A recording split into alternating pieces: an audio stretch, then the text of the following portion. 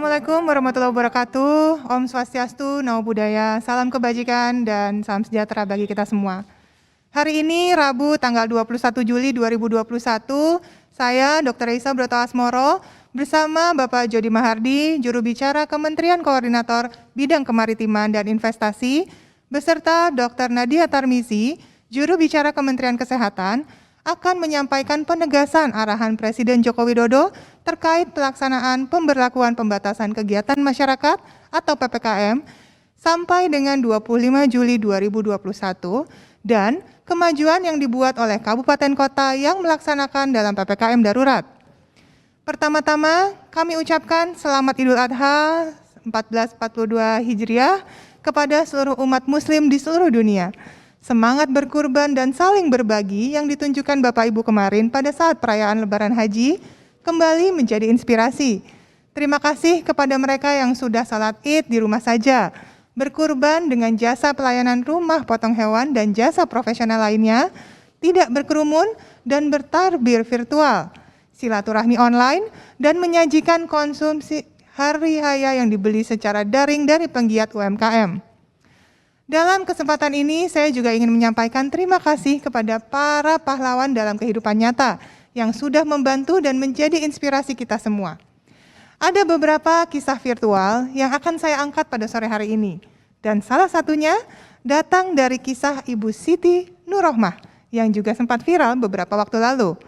Ia merupakan seorang relawan yang membantu tim tenaga kesehatan di Desa Karangnangka, Kecamatan Kedung Banteng, Kabupaten Banyumas, Jawa Tengah. Ia terjun memantau pasien gejala ringan dan sedang yang sedang isolasi mandiri. Karena iba melihat nakes yang mulai kehabisan tenaga akibat lonjakan kasus COVID-19. Atas nama tenaga kesehatan di seluruh Indonesia, kami berterima kasih dan salut dengan empati Ibu Nurrohmah.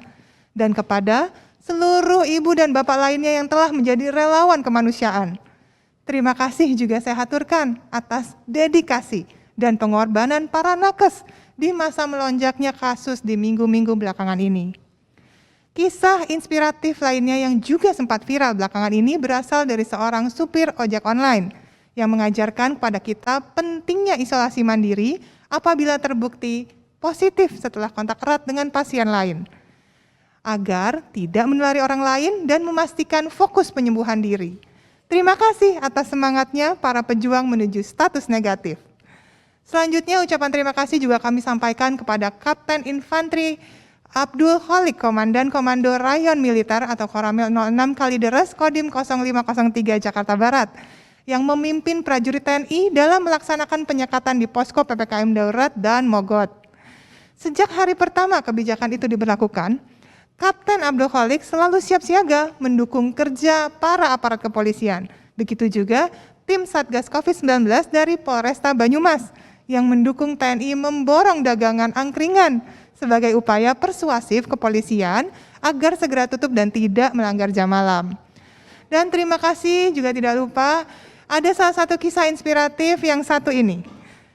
Salut dan terima kasih sebesar-besarnya kepada Indra Rudiansyah, putra Indonesia pegawai Bio Farma yang terlibat dalam tim penemuan vaksin AstraZeneca yang diketuai Profesor Sarah Gilbert. Sudah lebih dari 700 juta dosis vaksin AZ ini telah dibagikan ke 170 negara di seluruh dunia. Dan tentunya kepada ratusan juta rakyat Indonesia lainnya yang sudah taat peraturan PPKM. Terima kasih kepada yang sudah tinggal di rumah saja, mengurangi mobilitas, dan memperketat protokol kesehatan baik di tempat umum maupun di dalam keluarga. Bapak, Ibu, Saudara-saudari, Presiden Joko Widodo sudah menyampaikan kemarin hari Selasa 20 Juli 2021 pukul 19.30 waktu Indonesia Barat bahwa penerapan PPKM darurat yang dimulai tanggal 3 Juli 2021 yang lalu adalah kebijakan yang harus diambil pemerintah untuk menurunkan penularan COVID-19. Namun, apabila kita bekerja keras bersama, gotong royong melaksanakan PPKM darurat ini dengan baik, maka penurunan lebih banyak jumlah kasus akan dimungkinkan dan kegiatan sosial, kegiatan ekonomi masyarakat dengan bertahap akan dapat dibuka kembali. Untuk itu, selanjutnya mari kita dengarkan penjelasan langsung dari Bapak Jody Mahardi mengenai keputusan terkini dari Koordinator PPKM Darurat Menko Bidang Maritim dan Investasi.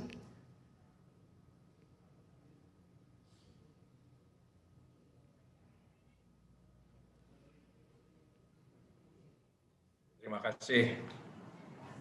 Terima kasih Dr. Raisa. Selamat sore Bapak Ibu, saudara-saudari sebangsa setanah air. Benar sekali keterpaduan kita menjalankan PPKM darurat ini sangat penting. Tidak bisa salah satu ketat dan yang lain kendor. Sayangnya pada perayaan Idul Adha, Hari Raya Idul Adha 1442 Hijriah kemarin, pemerintah menemukan beberapa daerah yang masih melakukan pelanggaran protokol kesehatan yang telah dianjurkan. Masih ada beberapa kelompok masyarakat yang tidak menghiraukan surat edaran Menteri Agama tentang penerapan protokol kesehatan dalam penyelenggaraan sholat Idul Adha dan pelaksanaan kurban tahun 1442 Hijriah, dan juga himbauan dari Majelis Ulama Indonesia serta organisasi keagamaan lainnya.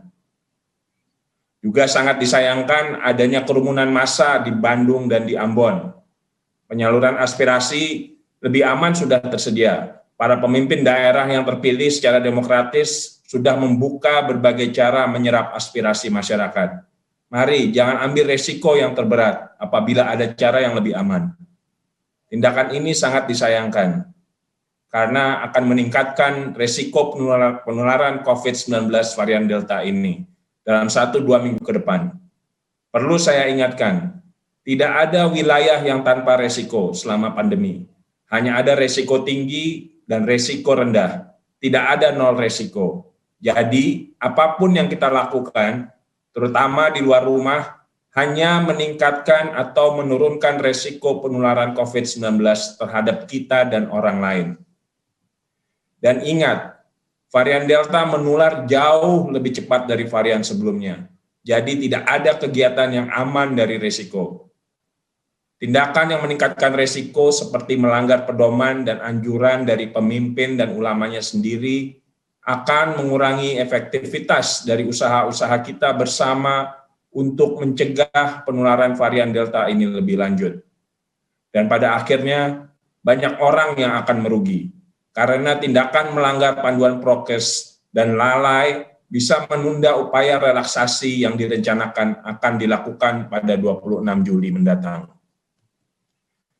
Beberapa orang yang berbuat, puluhan juta orang akan menanggung resikonya. Mari kita camkan baik-baik kenyataan yang tidak menyenangkan ini. Namun, pemerintah tidak akan tinggal diam. Pemerintah akan mengambil langkah-langkah antisipasi. Di antaranya, pemerintah dalam waktu dekat akan melakukan peningkatan tes dan lacak atau testing dan tracing di wilayah-wilayah yang selama ini kurang berjalan dengan baik. TNI dan Polri didukung Kemenkes dan Satgas Penanganan COVID-19 di BNPB akan memimpin pelaksanaan testing dan tracing ini. Gerakan kerelawanan yang akan terlibat dalam kegiatan ini. Pemerintah telah mengidentifikasi setidaknya ada belasan ribu relawan yang bergabung dengan bidang perubahan perilaku. Tentunya masih ada ribuan lainnya yang bergabung dengan organisasi relawan lainnya.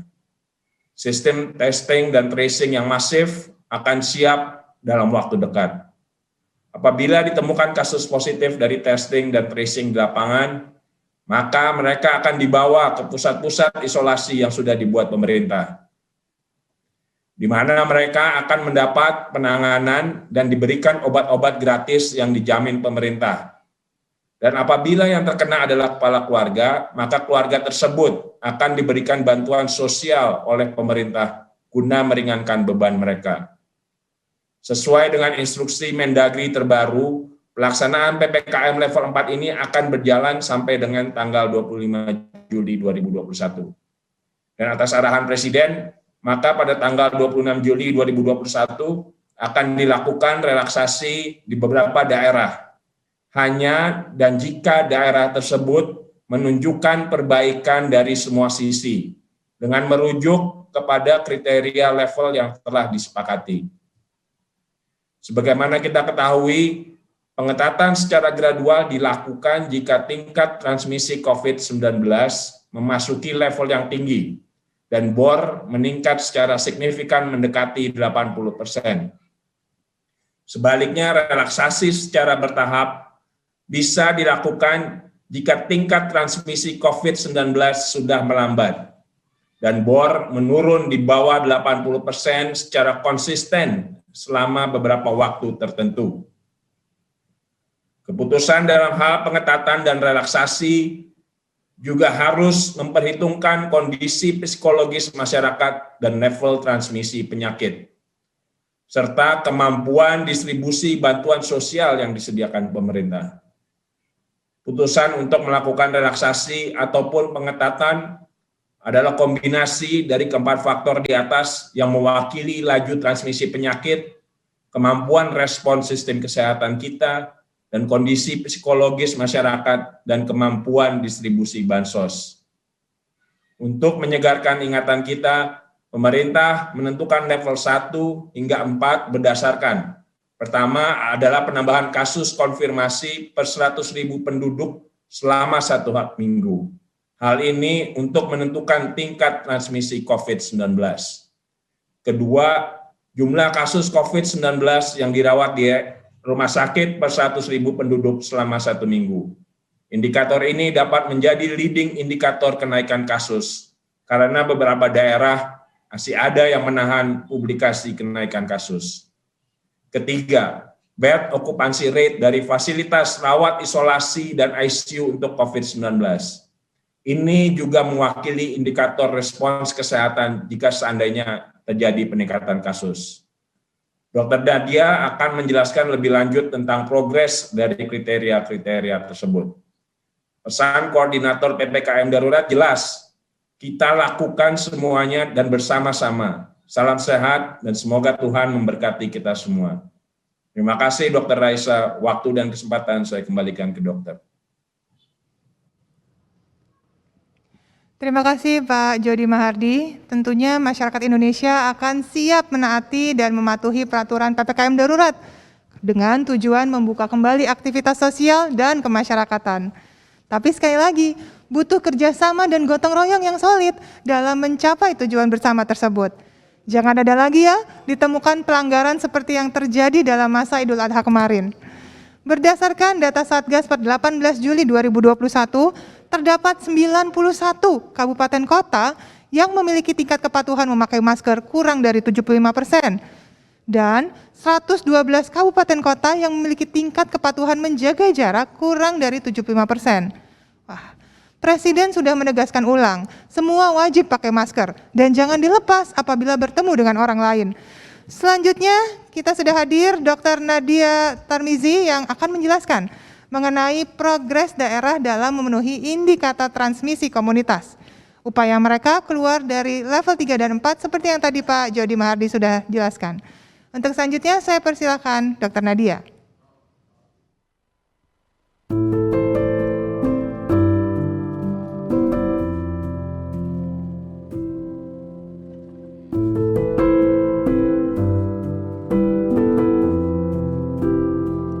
Tinggallah di rumah jika tidak ada kebutuhan yang mendesak.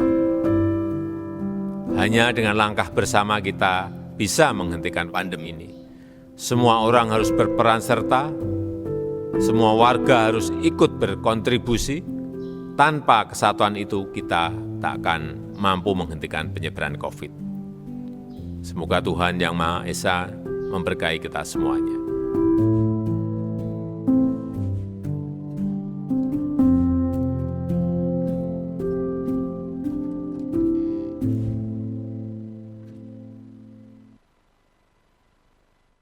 Assalamualaikum warahmatullahi wabarakatuh.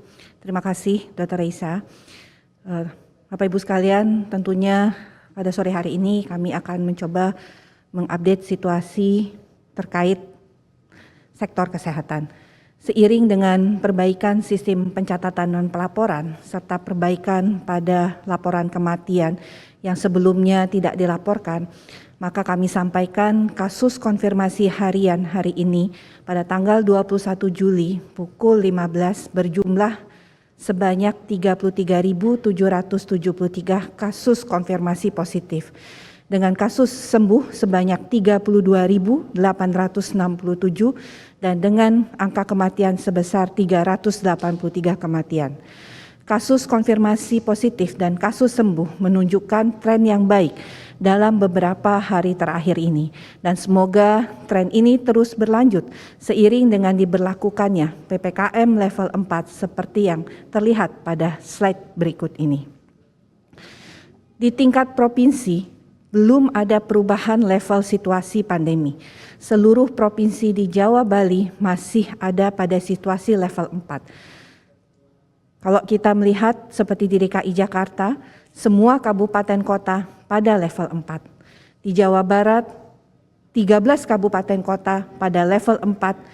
Kabupaten Majalengka turun dari level 4 ke level 3, yang ini merupakan berita baik. Dan ini merupakan progres yang sama-sama kita harapkan untuk semua kabupaten kota lain untuk segera menyusul.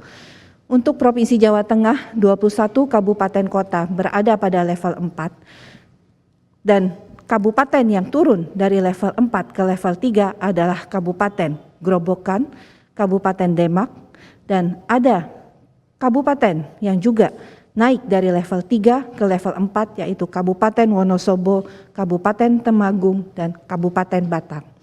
Untuk Provinsi Daerah Istimewa Yogyakarta, semua kabupaten kota pada level 4. Provinsi Jawa Timur, 30 kabupaten kota di level 4. Sementara kabupaten yang naik dari level 3 ke level 4 adalah Kabupaten Trenggalek, Kabupaten Nganjuk, Kabupaten Lumajang, Kota Probolinggo, Kabupaten Jember, dan Kabupaten Bondowoso. Untuk Provinsi Banten, 4 kabupaten berada pada level 4. Kota Cilegon khususnya naik dari level 3 menjadi ke level 4. Sementara untuk Provinsi Bali, 4 kabupaten kota di level 4. 4 kabupaten tersebut, Klungkung dan Kabupaten Gianyar, naik dari level 3 ke level 4. Terkait keterisian tempat tidur di tingkat provinsi relatif menurun. Walaupun sebagian besar provinsi di Jawa Bali masih di level kapasitas respon yang sama seperti Provinsi Daerah Istimewa Yogyakarta, Banten, Provinsi DKI Jakarta, dan Jawa Timur. Tingkat keterisian tempat perawatan Provinsi Jawa Barat dan Jawa Tengah menurun sampai dengan di bawah 80%. Sehingga kapasitas respon perawatan yang semula terbatas menjadi kapasitas yang levelnya sedang. Sementara di Provinsi Bali, di mana bed occupation rate atau tingkat keterisian tempat perawatan terjadi peningkatan, walau masih di bawah 80%. Sementara itu, Provinsi Kalimantan Timur menjadi satu-satunya provinsi di luar Jawa Bali dengan tingkat keterisian pada angka 81%. Untuk Provinsi DKI Jakarta, bed occupation rate menurun dibandingkan minggu lalu yang mencapai 92%. Saat ini pada angka 84% dengan distribusi mulai dari 78,5% di Jakarta Utara sampai 94,2% di Jakarta Barat. Jumlah tempat tidur masih terus akan ditambah. Provinsi Jawa Barat, angka keterisian tempat perawatan menurun hingga 89% dari minggu lalu 79%. Hampir seluruh kabupaten kota melaporkan penurunan tempat keterisian perawatan. Bor tertinggi atau 90% adalah di Kabupaten Ciamis yang memiliki 118 tempat tidur dan yang terendah adalah Kabupaten Garut yaitu 46,7% yang memiliki 761 tempat tidur. Sementara bor di Provinsi Jawa Tengah terjadi penurunan dari 86% menurun hingga 78% di kebanyakan kabupaten kota di Provinsi Jawa Tengah. Provinsi Jawa Tengah, kabupaten kota menurun atau relatif tetap dibandingkan pada minggu sebelumnya. Dengan pengecualian khususnya Kabupaten Pekalongan yang mengalami peningkatan bor dari 77,6% menjadi 82,9%. Walaupun jumlah tempat tidur sudah bertambah menjadi 98 dari minggu sebelumnya sebanyak 87 tempat perawatan. Bor di Provinsi Daerah Istimewa Yogyakarta relatif tetap dibandingkan minggu sebelumnya dengan pengecualian Kabupaten Kulon Progo yang mengalami penurunan menjadi 68%, namun peningkatan terjadi di Kabupaten Gunung Kidul menjadi 89% dari sebelumnya 81%. Untuk Provinsi Jawa Timur, kebanyakan kabupaten kota di Jawa Timur tidak mengalami perubahan bermakna dalam keterisian tempat tidur. Namun beberapa kabupaten kota mengalami peningkatan bed occupation rate, yaitu Kabupaten Blitar, Kabupaten Probolinggo, Kabupaten Madiun, Kabupaten Pacitan, Kabupaten Tuban, Kabupaten Tulung Agung, dan Kabupaten Situbondo. Walaupun demikian, beberapa kabupaten mengalami penurunan bed occupation rate-nya, yaitu Kabupaten Jember, Kabupaten Bondowoso, Kabupaten Ngawi, Kabupaten Sampang, Kabupaten Lamongan, Kota Probolinggo, dan Kabupaten Bangkalan. Untuk provinsi di Banten, bed occupation rate semua kabupaten kota tetap atau menurun sedikit dibandingkan minggu sebelumnya. Sedangkan di Bali, bed occupation rate-nya relatif meningkat dibandingkan minggu sebelumnya. Hanya Kota Denpasar dan Kabupaten Jembrana yang tidak mengalami perubahan bed occupation rate secara bermakna. Selanjutnya, saat ini kita melihat bahwa tempat tidur isolasi dan intensif untuk pasien COVID-19 di Indonesia tersedia sebanyak 124.747 tempat perawatan dan yang terpakai baru 91.787 tempat tidur. Tempat tidur COVID di Indonesia ini sejak tanggal 17 Mei tahun 2021 telah bertambah sebanyak 45.592 tempat tidur perawatan. Dari 3.083 rumah sakit yang ada di seluruh Indonesia yang telah ditetapkan sebagai rumah sakit yang melayani COVID-19 di Indonesia adalah sebanyak 990. Dan ini sangat memungkinkan untuk kemudian ditambah lagi mengingat eskalasi kebutuhan di lapangan. Selain itu, Kementerian Kesehatan melakukan penataan ulang terkait pelayanan kepada pasien COVID-19 di mana tempat isolasi terpusat dilakukan di fasilitas seperti fasilitas pendidikan dan pelatihan ataupun asrama haji, sementara untuk kasus-kasus COVID yang ringan ataupun yang sedang, ringan dengan bergejala. Sementara untuk kasus COVID sedang dan berat dilakukan penanganan di rumah sakit lapangan ataupun rumah sakit TPD. Untuk penanganan kasus-kasus intensif dan sangat berat ini dilakukan pada rumah sakit rujukan COVID tipe C, tipe B, dan tipe A. Peningkatan jumlah tempat tidur isolasi atau intensif, penambahan sebanyak 1.284 tempat tidur ini dilakukan di wilayah Provinsi DKI Jakarta. Untuk wilayah Bandung telah ditambahkan sebanyak 1.170 tempat tidur perawatan. Sementara itu di wilayah Semarang dan Solo telah ada penambahan sebanyak 530 tempat tidur. Untuk penambahan pasien COVID di wilayah Yogyakarta, ini telah ada 668 tempat tidur yang telah ditambahkan. Sementara untuk wilayah Bali, 423 tempat tidur perawatan dan intensif juga sudah ditambahkan. Kementerian Kesehatan bekerja sama dengan seluruh elemen pemerintah, masyarakat, entrepreneur, startup, dan lembaga masyarakat lainnya terus mengupayakan pemenuhan kebutuhan oksigen, mulai dari konversi kebutuhan industri gas menjadi pemenuhan oksigen medis, sampai dengan melakukan impor oksigen. Kita juga sudah menerima berbagai donasi berupa oksigen konsentrator, tabung oksigen, liquid oksigen dari negara Singapura, Australia, Temasek, Indorama, Shopee, Pertamina, dan Tanoto. Diharapkan dapat terus kita memenuhi kebutuhan oksigen ini di fasilitas pelayanan kesehatan. Kami tentunya mengingatkan kembali untuk seluruh rumah sakit dan fasilitas pelayanan kesehatan lainnya terus mengupdate situasi oksigen pada sistem informasi rumah sakit online secara teratur. Dan kami mendorong Satgas Oksigen untuk menjadi forum koordinasi di tingkat provinsi dan kabupaten kota, termasuk memastikan pengawalan pada rute perjalanan yang ada pengetatan. Kedua adalah terkait testing dan tracing. Secara nasional, jumlah testing nasional meningkat. Namun khusus capaian terhadap target testing dan tracing di daerah PPKM level 4 adalah masih rendah, terutama 3 hari terakhir yang terus mengalami penurunan. Seperti yang kita lihat pada slide berikut. Untuk angka positivity rate juga terlihat masih di atas 5%, dan di beberapa provinsi angka positif ini terlihat peningkatan yang menunjukkan adanya penularan yang luas di dalam masyarakat dan perlu penambahan testing untuk segera mengidentifikasi kasus yang sakit dengan populasi yang sehat.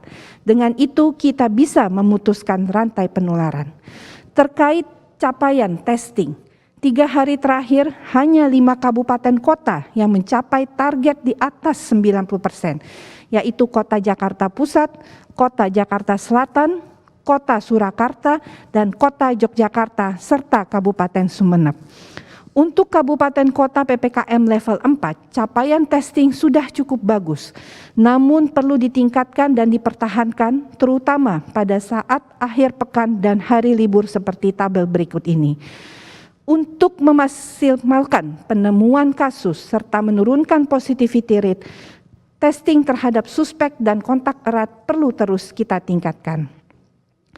Agar kita dapat menurunkan laju penularan, selain mengurangi mobilitas, perlu diidentifikasi kontak erat dengan cepat. Melihat situasi sampai hari ini, seperti pada slide berikut, seluruh provinsi dan kabupaten kota harus meningkatkan upaya pemeriksaan kontak erat karena rasio kontak erat dengan jumlah penduduk masih rendah, yaitu kurang dari 5 kontak erat per minggu.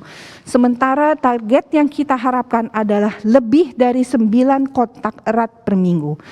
Oleh karena itu, diharapkan pemerintah daerah, provinsi, dan kabupaten kota untuk terus meningkatkan kapasitas tracing dengan melibatkan kader, mahasiswa, bidan desa, ataupun Babinsa serta Babin Kaptipmas, yang mana dalam hal ini Kementerian Kesehatan telah ikut mendukung sebagian anggaran operasionalnya melalui dana alokasi khusus non-fisik, yaitu yang kita kenal sebagai BOK Puskesmas.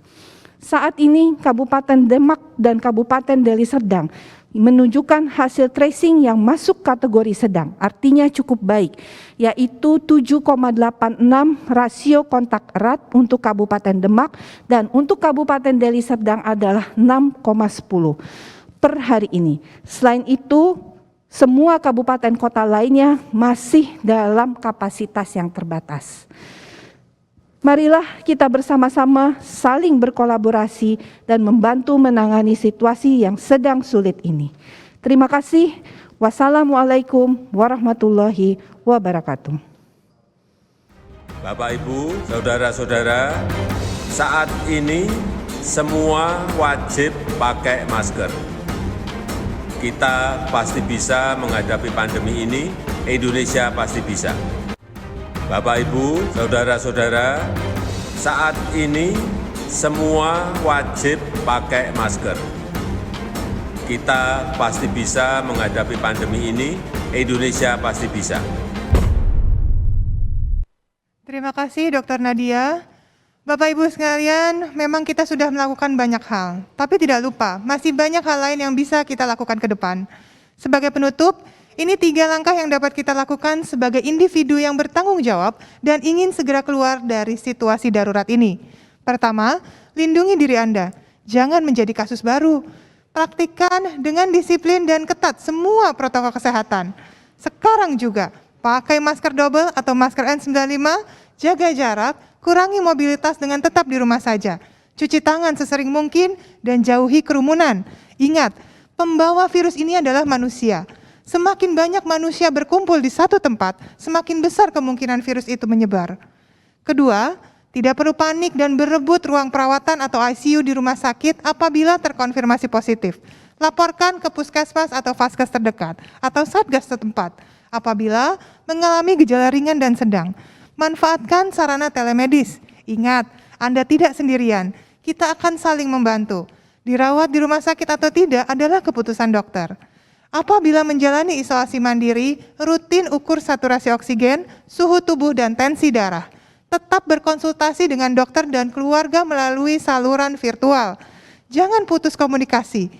Apabila merasakan gejala yang lebih berat, komunikasi yang rutin tersebut akan membantu agar kondisi tetap terpantau, sehingga dapat dibantu untuk mendapatkan penanganan yang paling tepat secepatnya.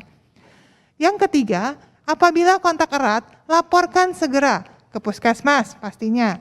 Pastikan diri Anda dites, berani dan bertanggung jawab. Ketahui dengan pasti kondisi tubuh kita. Jangan menjadi sumber penularan yang tak diduga orang. Apabila negatif, Anda membantu tim lacak atau tim tracing. Memastikan Anda aman dari penularan. Maka kesimpulannya, langkah pertama akan berkontribusi mengurangi jumlah konfirmasi dan mengurangi angka kematian, menurunkan laju penularan secara drastis. Langkah kedua akan menurunkan beban rumah sakit atau bed occupancy ratio dan meningkatkan angka kesembuhan. Langkah ketiga, membantu kabupaten dan kota Anda mencapai target testing dan tracing yang diamanatkan Kementerian Kesehatan dan Kemendagri. Kombinasi ketiganya akan membantu kabupaten dan kota Anda keluar dari PPKM darurat. Dan ingat, segera dapatkan vaksin COVID-19.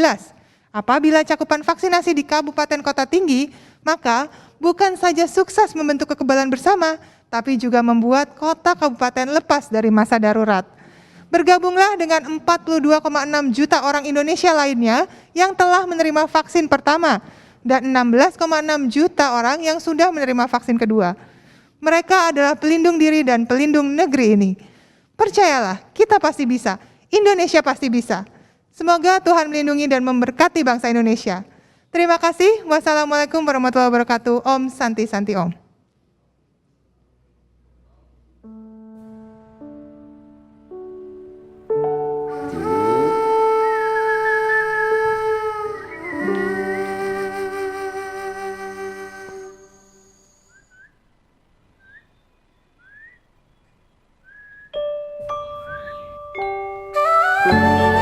Di sana, nenek sudah vaksin.